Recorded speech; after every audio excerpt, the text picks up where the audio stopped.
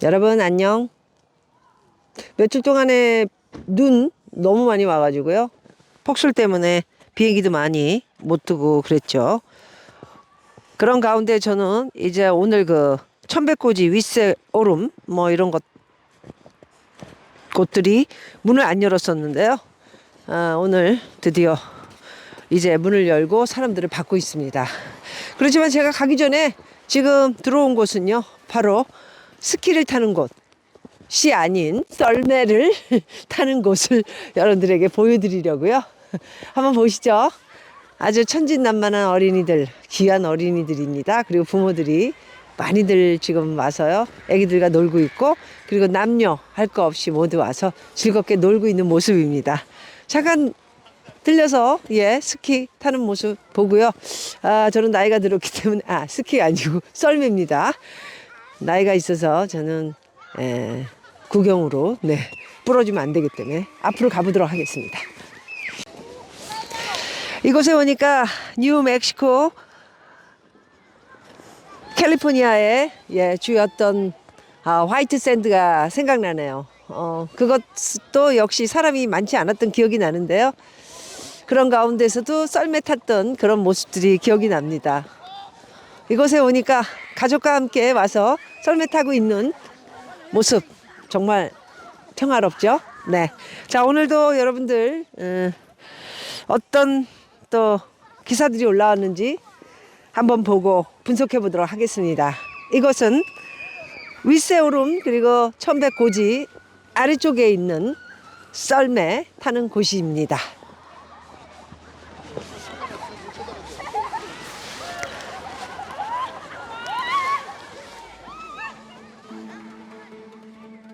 미 월가 투자사 10곳 중 절반이 새해에 경기 침체 예상을 말하고 있습니다. 미국의 연방준비제도 연준이 고강도 긴축을 끝내고요. 인하로 돌아서는 피벗을 정책 전환이죠. 공식화함에 따라 연착륙 기대감이 커지는 가운데 월가 주요 투자사 10곳 중 절반은 여전히 내년 경기 침체 가능성이 있다고 내다봤습니다. 10곳 중 6곳이 6월에 인하가 시작될 것이라고 전망을 했고요. 저 또한 2024년 6월부터 인하가 시작되지 않겠느냐 말씀드렸습니다. 저는 금리 인상만 가는 사람 아니에요. 금리 인하 맞습니다. 저는 6월 이후에 금리 인하를 갈 것이다. 한국은행 뉴욕 사무소는 2024년 미국 경제 동향 전망을 주제로 현지 간담회를 열고요. 연준이 최근 경제 전망에서 미 국내 총 생산 GDP 성장률은 2.1%에서 2.6%로 상향 조정하고 내년 전망치는 소폭 0.1%포인트만 하향 조정했다. 이는 연준이 연착륙에 대한 확신이 커진 것이라고 평가하고 있습니다. 반면에 한국은행이 취합한 미 투자은행 10곳은 경기 침체 여부에 대해 반반으로 나누어졌습니다. JP모건, 뱅크 오브 아메리카, BOA죠. 바클레이즈, 골드만삭스, 모건 스탠리 등 가장 중요한 5개 투자은행은 내년 경기 침체가 없다고 봤다. 특히 골드만삭스와 모건 스탠리는 경기 침체는 없지만 경기는 둔화하는 연착륙 시나리오에서 더 나아가 경기가 착륙 없이 계속 성장세를 보이는 무착륙, 노랜딩을 전망했습니다. 공급망이 정상화되고요. 연준의 고금리 누적 정책이 팬데믹 이후의 초과 수요를 억제하며 수요 공급이 잘 맞아떨어지는 등 경기 침체를 피할 것이란 전망입니다. 반면에 시리뱅크, 웰스파고, 도이치방크, 노무라, TD증권은 완만한 경기 침체를 예상했습니다. 한국은행 뉴욕 사무소는요, 경기 침체를 전망하는 측은 공급망 정상화 순풍은 한계가 왔지만 긴축 정책 누적 효과가 서서히 나타나며 취약 계층을 중심으로 어려움을 겪을 수 있다고 본다. 이렇게 풀이했습니다. 내년에는 미국 저신용 기업들이 긴축 누적에 노출되며 미 경제에 부담이 될 수 있다는 지적도 나왔습니다. 이들이 이른바 그림자 금융에 해당하는 사모대출을 통해요, 고금리 차입을 늘리고 있기 때문입니다. 사모대출을 통해 부실 위험이 큰 기업에 대한 자금 지원이 증가하고 있어서요, 저신용 기업 부채의 잠재 리스크가 점증하고 있다, 이렇게 평가를 했습니다. 미 10개 투자사가 전망한 연준의 금리 인하 시점은 제각각인 가운데 6곳이 6월 가능성에 무게를 두는 것으로 나타났습니다. 앞서 13일 제롬 파월 연준 의장의 예상 밖 비둘기 발언이 나오자 골드만삭스는 인하 시점 전망을 이전 12월에서 3월로, 뱅크 오브 아메리카는 이전 6월에서 3월로 앞당기기도 했습니다.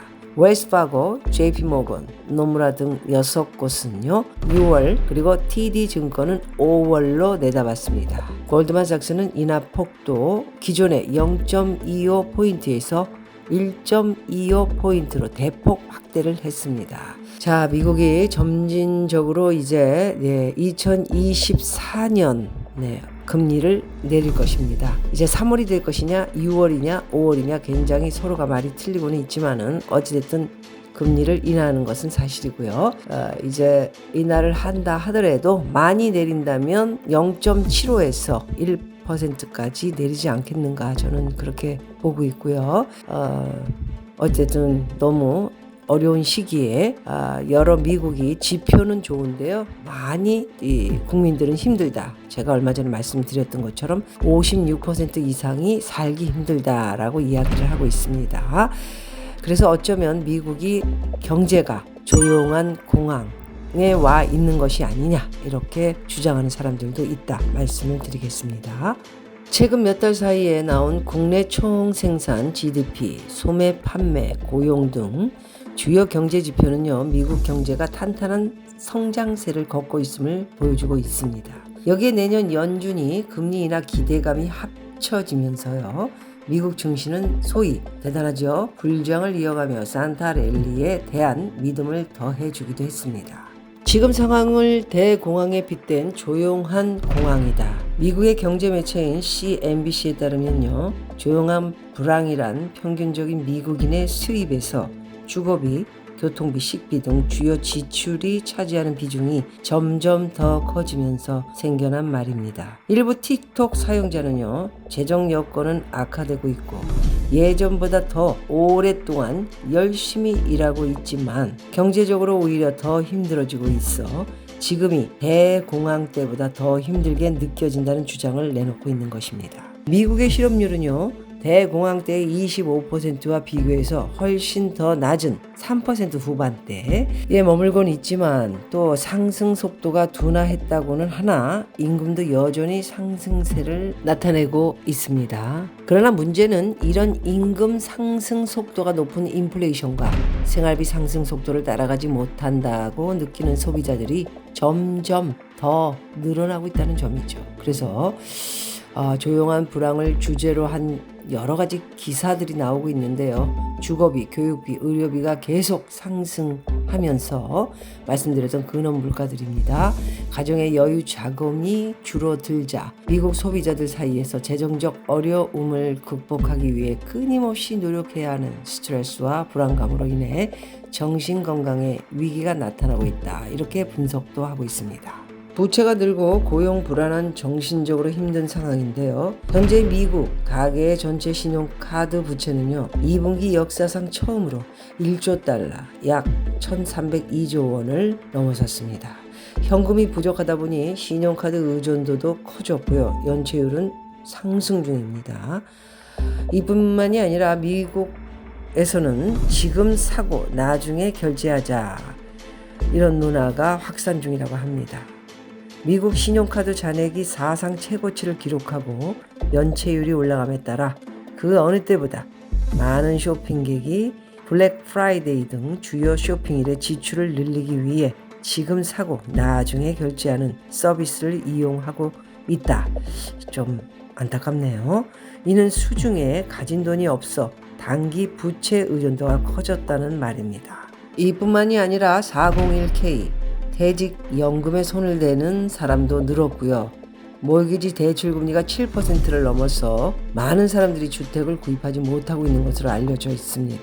심지어 고용지표는 나쁘지 않아 보이지만 실제로 고용의 질은 악화하고 있어 고용에 대한 불안감도 미국 소비자들에게 경기가 좋지 않다는 생각을 갖게 해줄 수 있다. 이렇게 분석이 나오고 있습니다. 현재 미국의 많은 기업이 비용 절감을 위해 공연, 계약직, 임시직 근로자를 고용하는 것을 선호하고 있다면서 임시직에 의존하는 전문직 종사자들은 언제 계약이 해지될지 몰라 항상 새로운 일자리를 찾아야 하는 불안정한 직장 생활을 하고 있다. 이렇게 지적을 하고 있습니다. 또 빚더미에 올라앉은 대학 졸업생들은 일자리를 찾더라도 자신의 수준에 훨씬 못 미치는 일자리를 얻게 되고 불완전 고용 상태에 놓이게 된다면서 저축한 적은 돈은 구매력 하락으로 인해 잠식되고요.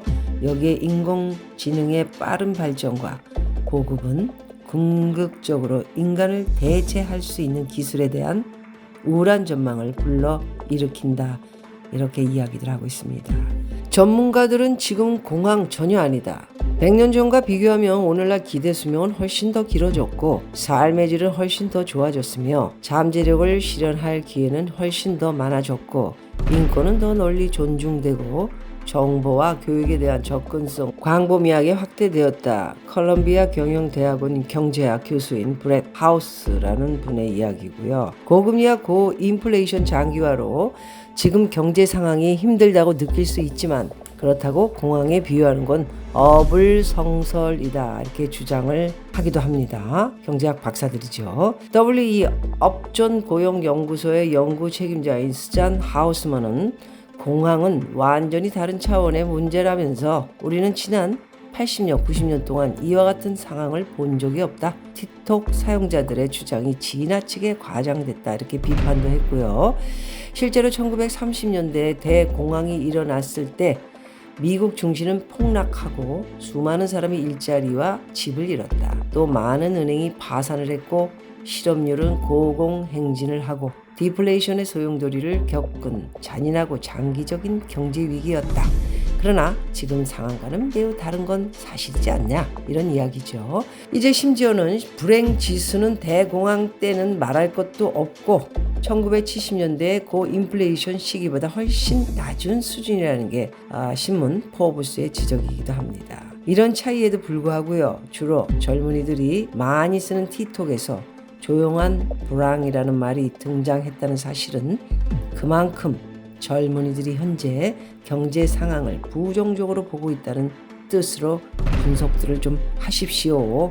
박사님들. 자, 여러 박사님이나 경제에 관련된 모든 분들이 젊은이들이 대공황 때가 지금보다는 얼마나 심각했는지 모르고 만들어낸 과장된 신조어다. 이렇게 이야기들 하고 있습니다. 글쎄요, 아직도 경제에 대해서 서로가 각자의 마음 내킨 대로 생각하고 이야기하는 것 같습니다. 어느 것이 정답일지는 지켜보면서요.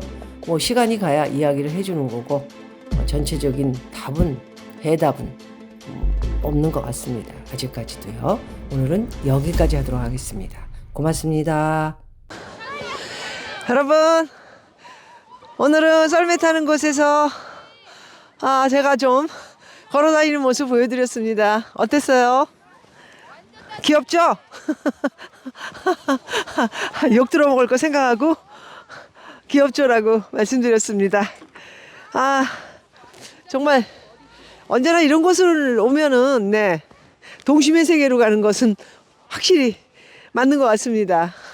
저 또한 나이에 어울리지 않는지 모르겠지만 오니까 애기처럼 막 올라갔다. 저는 이제 신발로 막 올라갔다 내려갔다 했습니다. 잘못 썰매 탔다 엉덩이나 무릎 깨지면 큰일 나고 있기 때문에 제가 아직도 못하는 게 있다면 몇 가지 중에 하나가 바로 스케이트 이런 거 타는 것이에요. 어렸을 때부터 그런 걸 안 했기 때문에 그런 것 같습니다. 어쨌든 오늘 정말 날씨도 너무 좋죠? 모자 한번 벗겠습니다. 와. 날씨도 너무 좋고요. 오래간만에 애들 우리 좋아하는 이런 썰매 타는 곳에 와서 동심의 나라를 좀 펴보겠습니다. 여러분 너무 어려운 일이 있으시더라도 마음을 편안하게 가지시고요. 다음 저는 좋은 영상에서 인사드리도록 하겠습니다. 고맙습니다. 와!